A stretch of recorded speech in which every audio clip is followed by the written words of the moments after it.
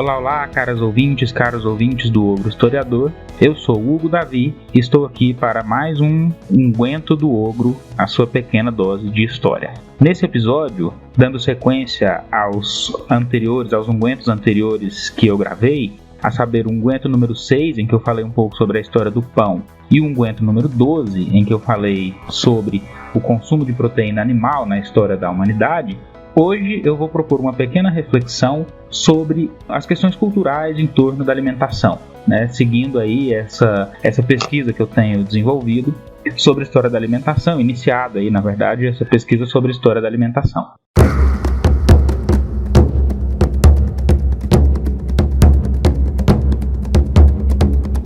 No ar, mais um podcast do Ogro, um oferecimento Ogro Historiador.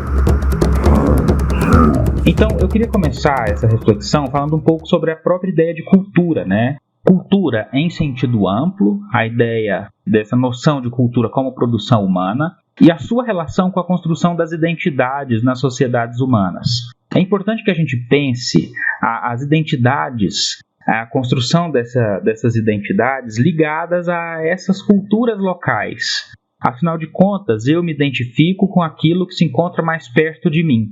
E essas culturas locais, nós falamos de hábitos, nós falamos de tradições, nós falamos de costumes, símbolos, ritos e tudo que envolve, essa vivência cotidiana, essa vivência corriqueira de cada um de nós, e isso colabora em termos sociais para a construção dessas identidades, tanto individuais, o sentimento de pertencimento a um grupo, ou a própria visão sobre pertencimento a esse grupo, quer dizer, a identidade é aquilo com que eu me identifico ou aquilo com que as pessoas me identificam, internamente ou externamente. Em termos sociais isso também funciona.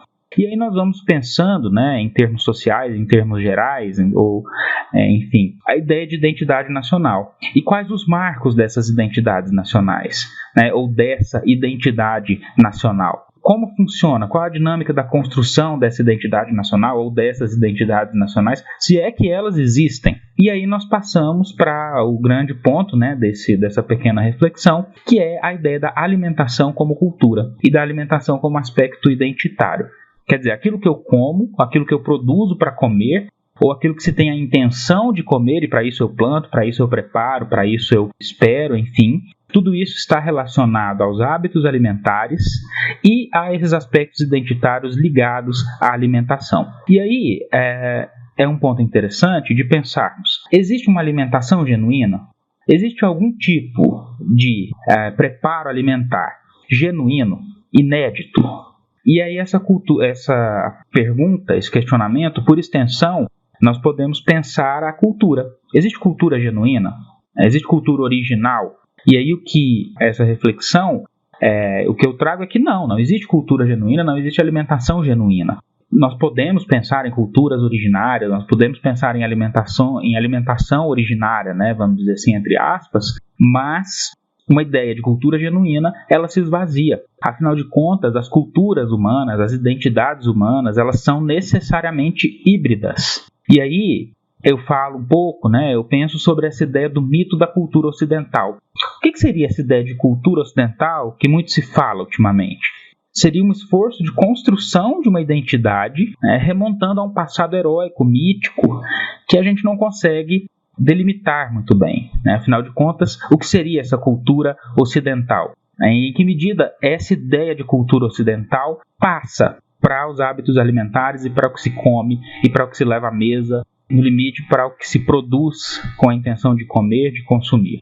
E aí vem a ideia dos hábitos alimentares e da comida tradicional. Até que ponto esses hábitos alimentares refletem e constroem uma identidade alimentar, uma identidade local, uma tradição, Até que ponto essas comidas, esses preparos tradicionais, eles estão inseridos nesses hábitos, e eles fornecem dados para a construção dessa identidade, dessa cultura. E aí nós vamos para a origem dessas receitas. Porque muitas vezes a gente vamos pensar, por exemplo, a comida italiana, a comida italiana, a pizza, o macarrão, são preparos, né, são receitas que remontam à China, por exemplo, tanto a pizza quanto o macarrão. E aí, que tipo de ingredientes são utilizados? Esses ingredientes são típicos daquela região. Então, quer dizer, não existe essa ideia de uma cultura genuína, assim como não existe uma ideia de uma alimentação genuína. São preparos tradicionais italianos, por exemplo, mas eles não têm uma origem genuinamente italiana, mas sim da hibridização cultural que aconteceu naquele espaço, naquele tempo, naquela época histórica determinada. E aí, assim, eu trago um pouco para a nossa realidade aqui no Brasil, porque a gente pensa muito sobre a ideia de uma cultura nacional, de uma identidade nacional, e a gente observa muito recentemente alguns revisionismos acerca dessa ideia de identidade nacional, da ideia dessa cultura nacional. Em outros momentos a gente pode discutir um pouco mais isso, mas aqui nós estamos falando sobre alimentação e existe muito mito em torno, né, da alimentação brasileira, dos hábitos alimentares, dos preparos tradicionais brasileiros. E muitas vezes o que a gente observa é a existência de uma profunda hibridização cultural que aconteceu no Brasil e a sociedade brasileira, ou que seja a identidade brasileira, é fruto dessa hibridização cultural que aconteceu nesse espaço ao longo do tempo. Eu gostaria, só para poder encerrar, trazer o caso da feijoada, que é bastante polêmico, afinal de contas, existem aí algumas correntes, né, que questionam aquele mito tradicional que a gente conhece, ou que alguém já ouviu falar de que a feijoada, por exemplo, era uma comida em que os negros na senzala recebiam os restos, né, do porco, e daí colocaram, enfim. O que eu queria chamar a atenção, para além dessas questões, né, primeiro ponto, é muito difícil você rastrear a origem exata dessas receitas tradicionais. Eu falei da feijoada, mas, por exemplo, eu tenho estudado recentemente, por exemplo, a história do panetone. Não se sabe exatamente que é um preparo típico italiano. Não se sabe exatamente a origem e não se sabe exatamente, entre aspas, a receita original. O que se tem é um produto dessas modificações, dessas permanências, dessas rupturas, desses contextos históricos diferentes que chegaram até aos preparos que se tem hoje em dia. Da mesma forma, não é um único preparo, né? Existem vários preparos, existem várias releituras desses pratos, mas existem ali alguns pontos principais, né, desses preparos que são fundamentais, que é justamente o segundo ponto, né? A primeira, a dificuldade de rastrear a origem exata, e o segundo ponto, as várias releituras que nós podemos ter daquele prato. Então, quando a gente pensa a feijoada, em que pese a receita original, entre aspas, não existe essa receita original, a gente não sabe quem inventou, não foi um prato criado, né, diferente de outros pratos que existem, sim, né, na história da alimentação, alguns pratos que foram criados com o intuito de, não, vou parar e criar uma receita. A feijoada não, ela não tem essa característica, mas o que se observa, falando em hibridização cultural, o que a gente vai observar é que a feijoada, ela surge no território brasileiro, ela é apontada por alguns viajantes no século XIX, que são os registros mais antigos que se tem desse prato, como o prato brasileiro, né, por excelência, ele é um prato brasileiro, e ele nasce desse contexto, né, desse caldo cultural que aconteceu aqui no nosso país. Agora, o que acontece?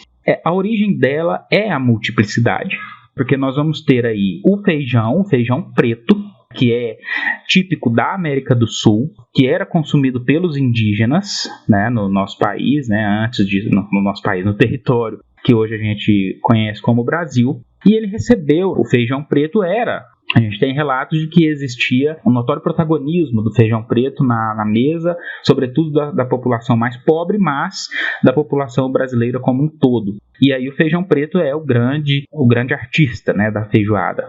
Quando a gente pensa em feijoada, o único ingrediente talvez que seja absolutamente inquestionável é o feijão preto. E aí nós vamos ter a adição das carnes, e aí das várias formas que se tem de fazer as feijoadas. E essas carnes, sim, fazem parte de uma tradição alimentar europeia que vinha lá, né, do cassoulet, da caçuela, de vários outros pratos que remontam, inclusive, a origem ao Império Romano, mas que não usavam o feijão preto, mas outros legumes, ou mesmo o feijão fradinho, que era mais conhecido já na Europa naquele tempo. Enfim, o que eu quero dizer com isso é que esse prato, ele tem uma origem múltipla e uma origem diversa. O que nós devemos fazer é valorizar essa multiplicidade de origens e valorizar essa multiplicidade cultural que está presente nesse prato.